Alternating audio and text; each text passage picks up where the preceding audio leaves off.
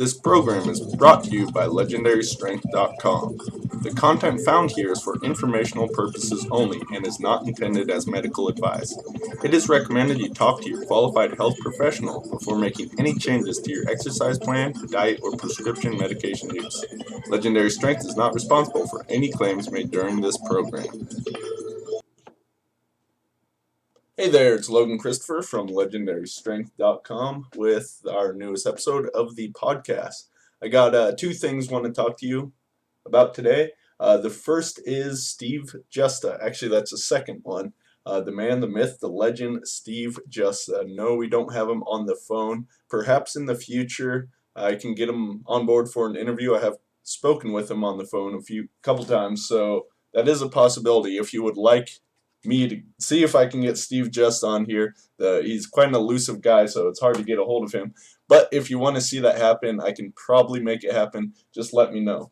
But before we get into what I wanted to talk about regarding Steve Justa, I wanted to relay a little of a humorous sort of commercial gym story. These are always fun times. So anyway, this past week I was on a cruise, and not just any cruise, a heavy metal cruise. Yeah, that's right. 40 different bands on this cruise playing music the entire time, basically. It was quite insane, whole lot of fun. So over the cruise, which was 4 days, including visiting Turks and Caicos Islands, which is a pretty cool place, my whole idea was, go on a vacation, enjoy time with my girlfriend there and everything. So I definitely achieved that. And, working out was not my primary focus, wasn't even secondary focus or tertiary focus. It wasn't there at all. But by the fourth day, I sort of felt that I needed to do something physical more than headbanging and walking around a cruise ship or swimming in the ocean. Got to do a little of that. And actually, a little side note on that, just by walking a whole bunch when I'm used to working at my office desk, sitting at my computer all day, my body in some ways felt healthier despite the loud music, somewhat excessive drinking at times, and staying up quite late. They actually had bands going up until like 5 o'clock in the morning. I didn't stay up that late, but 3 o'clock every night. So that whole idea of just walking, that's how we're meant to get around, and we really don't do that. I am planning on setting up for myself a stand-up desk and possibly even using the dreaded treadmill to walk at a slow pace. I've heard quite a few different people raving about this, how it dramatically helped them improve their health. Obviously I'm already exercising a whole bunch. So in the past, I've thought, I'm making up for it by going out there and training hard for an hour or something a day. But, if I'm spending a lot of hours sitting at the desk, it's probably not a great thing. So I definitely want to try the stand-up desk. Maybe I'll even be using a treadmill. Anyway, back to the cruise. I got off on a big tangent there. So on the fourth day, I got up a little early and decided to hit the gym. On the cruise, there was a gym. My options were limited. One this was a cruise ship on the water, and although cruise ships are huge and they don't move much with the waves, they definitely do move. So I didn't think practicing hand balancing would be the best use of my time there. Sure, I could have, maybe done some handstand push-ups against wall, but there wasn't even open wall space and just mirrors. They probably wouldn't have liked it if I kicked up against their mirrors. So I didn't do that. There wasn't much overhead space. Actually, I don't think I even could have done a complete handstand locked out or anything, but I couldn't do presses overhead. For the most part, the gym was, treadmills and they had machines, but they also had a big rack of dumbbells. Surprisingly, this isn't really heavy, but they had them going up to 90 pounds. So there was at least some weight there. Not if you're Drew Patrick, but for me, I figured I could do a few things with those. So that's exactly what I did. I decided once again to take a page out of Drew Patrick's book and to do dumbbell bench presses. Hadn't done this exercise since I can't even remember the last time that I did this exercise, but I decided I wanted to give it a try. And I started with a fairly lightweight, worked up to, I think, 80 pounds and did a couple reps with those, 80 pounds in each hand. So it was pretty good.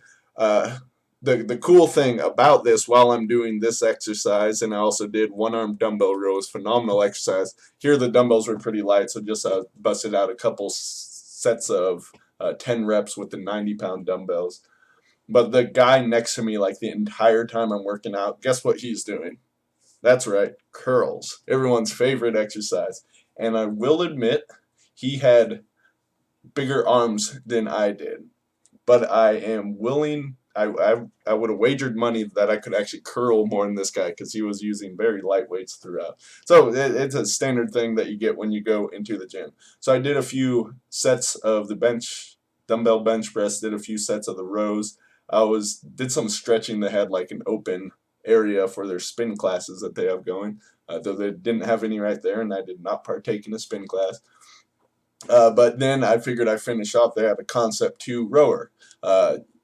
This is a great machine that is available, and I really haven't done a whole bunch with it in the past. I know it's huge in CrossFit and they use it often, but rowing is great. So I strap myself in and I start pulling on it, start going. Then a person comes up to me and says, "I'm sorry, sir, you're not allowed to do that barefooted." So at that point, I gave up with the gym experience because I was barefoot walking around the cruise ship. Actually, I think I had sandals, so I probably could have put those on. But anyway, I figured I'd share that because it's always fun to just go out there and see what you can do in a place like this. That's the thing. A lot of people, there's always questions about, how do I get a good workout in while I'm traveling? One, if you got your body weight, you can do a whole bunch. I mean, like I said there, I couldn't do hand balancing stuff, which I probably would have, but there's still tons and tons of body weight exercises I could do, nothing really to do pull-ups off of. I'm sure I could have found something somewhere on the ship. I just decided to go in there, see what I could do, had a little fun with the dumbbells just to really get my blood flowing, and felt pretty good about it. So that is my cruise workout experience. Today's main topic, as I mentioned before, is Steve Justa. And what I want to do is actually just read a little bit out of his newer book, The High Plains, Heavy Metal, Iron Master, Super Strength Bible. Just give you a couple quotes out of here and then discuss those in a little more detail. The reason I decided to do this is, of course, right now we have Steve Justa has filmed DVDs. For the first time ever, Steve Justa caught on tape, basically the first time, but actually explaining his training exercises, a 2 DVD set on isometric exercises. There's also a 1 DVD on his G-force training. So pretty cool stuff, and we're offering those as a bundled package together, which you can get over at stevejusta.com. Highly recommend you do it. It is not like it's different than any other training information you've ever seen. If you've read any of Steve's books, then you know he is outside of the normal bounds of what is going on. Anyway, let me just flip open the book I have here that is tagged and got highlights and all kinds of stuff going on in it. The first thing I want to discuss, it's mentioned actually on that sales page for the isometrics exercises videos. The truck is kind of a famous photo, I guess you can call it that, of Steve lifting a huge truck just slightly off the ground. The cool thing he talks about it in the book here was this was something that took him 20 years to be able to succeed. From the first time he tried doing it to the point where he was actually able to do it. That is, I mean, I haven't even been training seriously for that long. I've, not been alive a lot longer than that, but that's neither here nor there. The cool thing about this was Steve did all this heavy lifting, all kinds of heavy lifting, with all sorts of odd objects. If you've seen Steve lift, if you've read Rock, Iron, Steel or this book, he lifts all kinds of crazy stuff. But it was when he took time off from that and just focused on isometrics. Only focusing on isometrics, he came back to the truck and he was then actually able to lift it at that time. So that's a pretty, I guess, great success story for isometrics training, and specifically the manner in which Steve does them himself. I mean, he was backlifting 4,000 pounds. Pretty crazy stuff. But it was the isometrics that led him to actually breaking that truck off the ground. I really like this quote. Any lift you take to the limit is a good one. What I get from that is basically, people are saying, what are the best exercises? And yeah, there's lots of standards, but for the most part, any lift that you do that you can really go far with is going to be a good one. Pretty much this is going to be, any sort of, compound sort of movement. He also says this on the same page. The main thing is that you pick the lifts that would give you pleasure to get good at, or take lifts to the level that please you. So you want to find what works for you. I mean, just looking at all this stuff that Steve Justa does, it's not really my training. Sure, I gain ideas from it. Definitely the principles apply regardless of the type of training you do. But I'm not doing a back lift. I'm not lifting steel girders and barrels and rocks. I've done some of that stuff, and I would like to do more if I had, better, more regular access to it. But that doesn't mean I can't learn from this guy when it comes to lifting. And you have to really what goes well for you. I'm really dedicated to the body weight training right now, having a lot of fun with that, having a lot of fun with the kettlebell juggling. Anything you can take towards the limit is going to be great to do. So that is a huge factor in training success, which I'd say not everyone recognizes. But if you have to do things that bore you, of course you're never going to go far. Yeah, there's times when you need to grit your teeth and just go through the motions and work and, do that consistently. But for the most part, if you can find pleasure in what you're going for, then you're going to not need outside motivation, not even need to internally motivate yourself. You're automatically motivated, and then it becomes that much easier to do. Okay, moving on to the next. Oh, I like this. The bench press is the hardest and toughest lift to do. That is a very interesting statement. Now, most people don't even know what the bench press is. If you say the bench press, they're going to mistake you and think you have said the bench press. But the bench press, if you're not familiar, but I'm sure all listeners here at the Legendary Strength Podcast are familiar with the bench press. In case you're not, it's an old-time lift that like Arthur Saxon used to put 370 pounds overhead with one hand. It's not so much a press as it is you are rotating, or it was also called the screw press. You would rotate yourself leaning to the side and your arm just gradually extended, then you stood up with the weight. So there's balance involved, there's flexibility involved, there's whole body coordination involved, but it's not just a trick lift. I mean, when you're handling that much weight, it takes a lot of strength to be able to do it. It's a lift I have had I guess you could say some success, but it's a lift I've practiced in the past. My best being 135 pounds.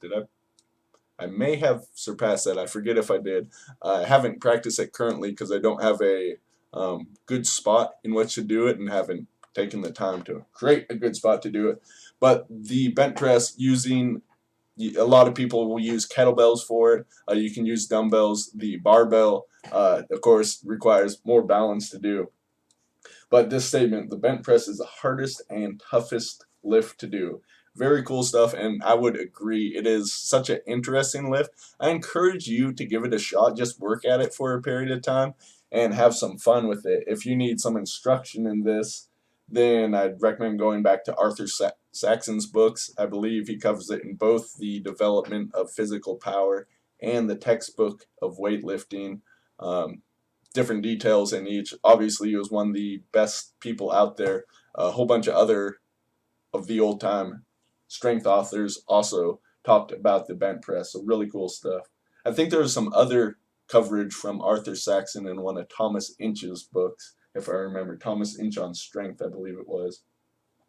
So anyway, you can get some technical detail. I mean, you're not going to see a whole lot of people, but working up to heavy weight is a lot of fun to do because, I mean, it is the press that you can put the most amount of weight overhead with a single arm. So it is really cool. What he also talks about in this book, Steve Justa here, is just shouldering the barbell. And until you start working up in weight in the bench press and realize how hard actually getting the bar to the starting position actually is, then I mean, you really got to experience it. It's quite interesting. So in here, there's some pictures of him putting a 315 barbell from the ground to his shoulder, which is not easy to do. I was working on the shouldering the barbell while working on the bench press, sometimes just doing some more weight to work on the shouldering the barbell. Hard exercise, and that's just getting the weight into position. I mean, I guess that's like saying a clean is, just getting the weight into position to prepare yourself for a jerk. So obviously a lot of technique that goes into that as well. Takes a lot of strength, and both those are underrated for really building up there. So just wanted to talk about that one. Moving on to the next quote. Half the fun of lifting is a real search for yourself. This kind of goes back to what we were talking about with the whole, find something that you take pleasure in, or in pursuing something, pursue it to a level that really sort of drives you.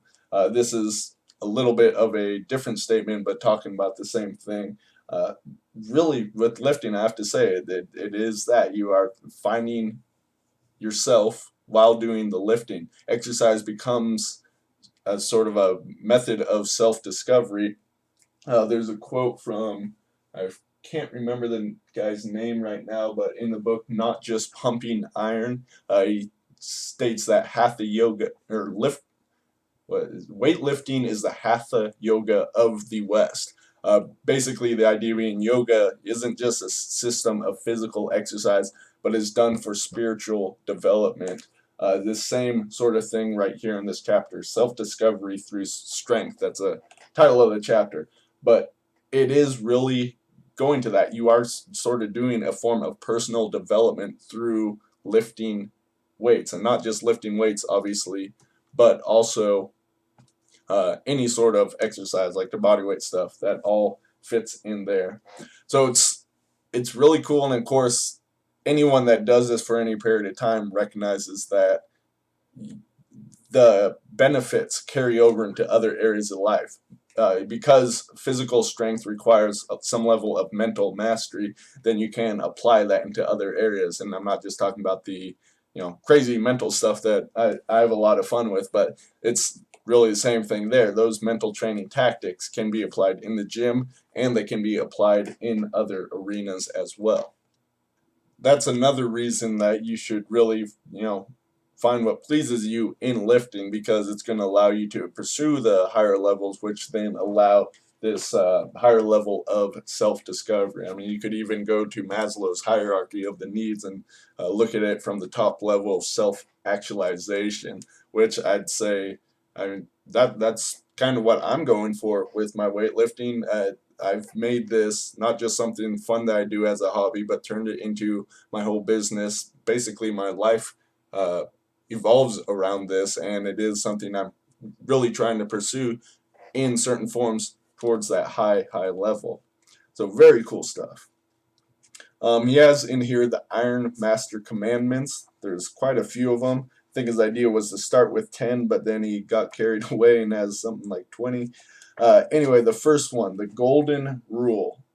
From workout to workout, do more reps, more weight, more sets of any different combination of the three, or even do more in all three, but at least try to hit on one. I think it is very cool that he said this is the golden rule. Strength training in any single form is all about progression. You're trying to get better.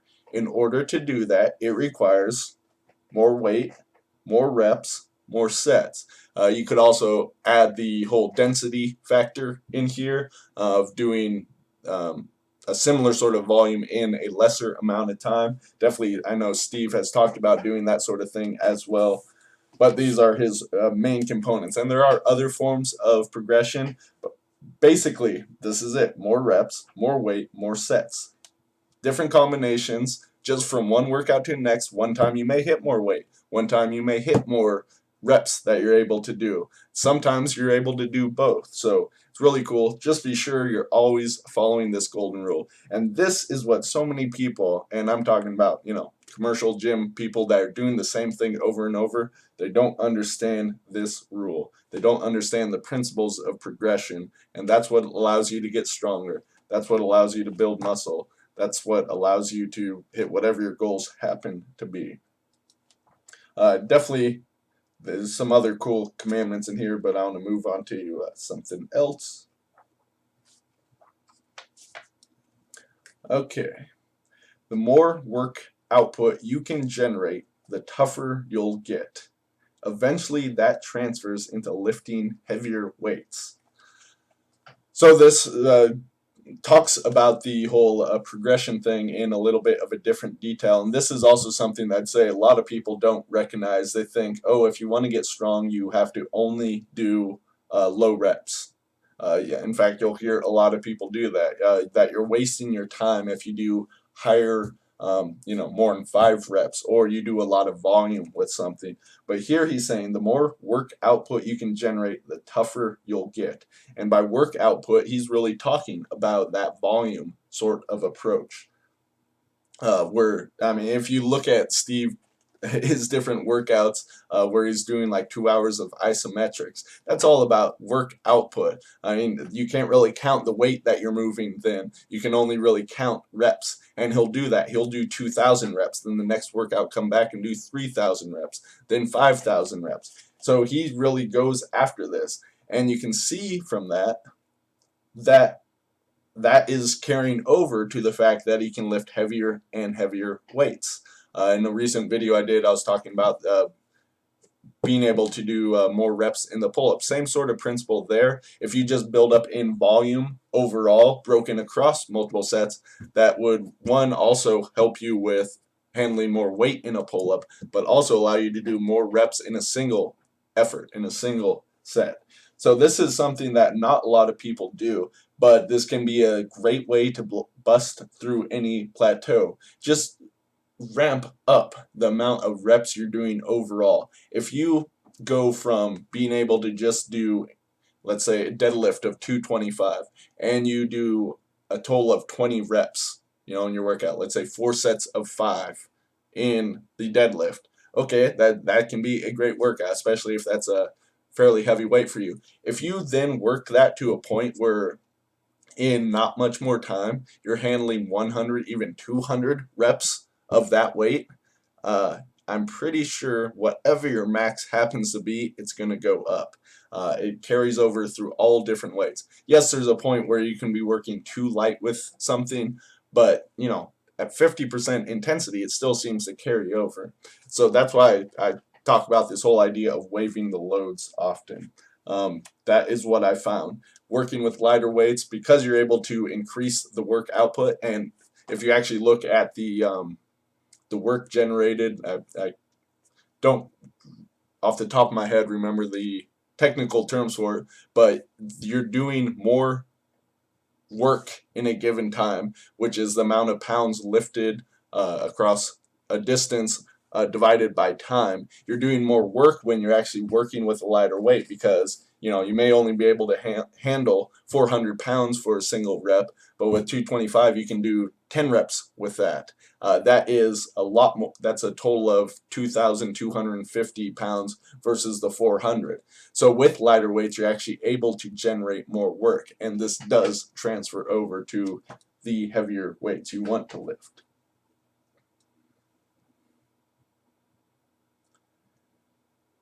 He's got a chapter here called The Last Word, and it starts off with this. From time to time, throw as much weight on your body as you can. This is something that I haven't done a whole lot of. I think this is probably a very important step for anyone looking to become super ridiculously strong, especially when it comes to lifting weights. This may not transfer so much over into bodyweight skills, but if you're trying to lift heavy things, by overloading the body. I mean, this is the whole idea with adding partials into the mix of your training. If you're always doing squats and you're always handling weight, and every time you step up to try to do a new PR, it's going to feel really heavy.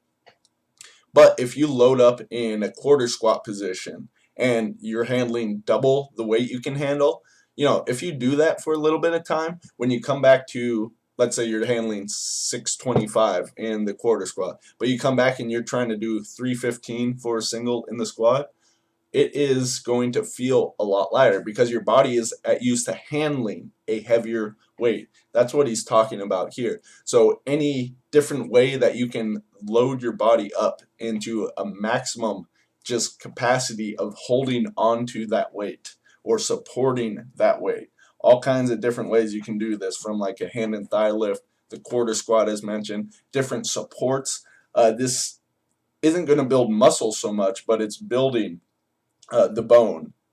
I mean, literally, that's what these are for more than anything. It's building that bone density because they got to be strong to be able to do it. It's building all the different connective tissues, strengthening the joints, and really ramping up the nerves, because just to support that takes something different than, moving a light weight for a period of time.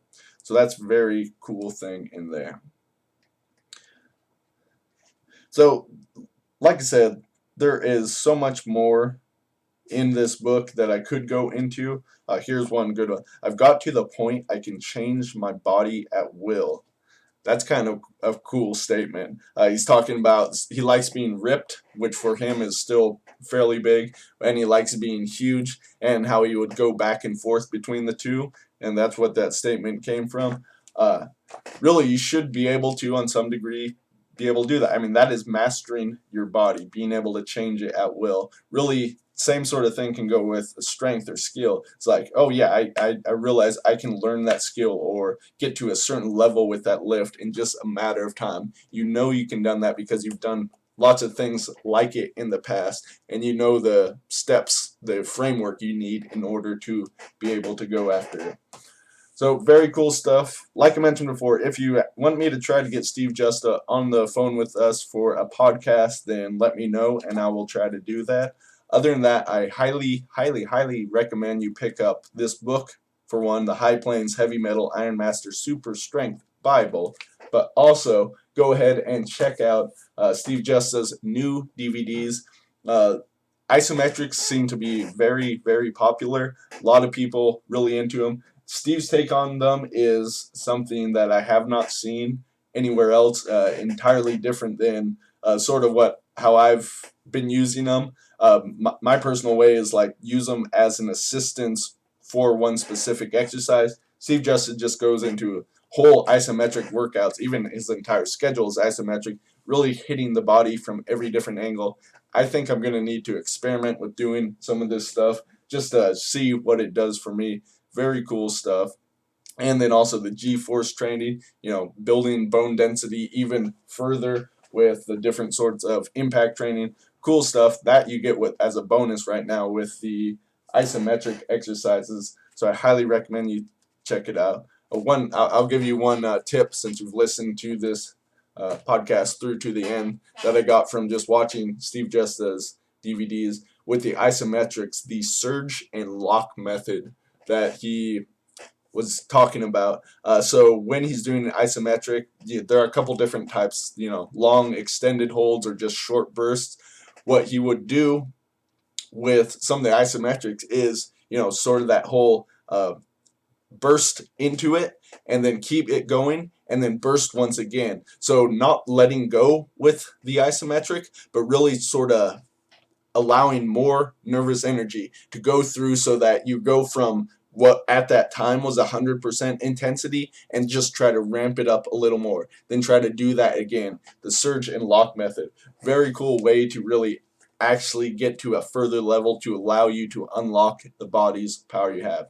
Like I said, go check all that cool stuff out. There's, just looking through on the videos and everything there, you'll see some cool and crazy stuff. Because Steve Justa is one out there guy, but he is one very strong individual, someone well worth learning from if you are looking to have any level of success in lifting or in strength. So be sure to check that out. That is at stevejusta.com.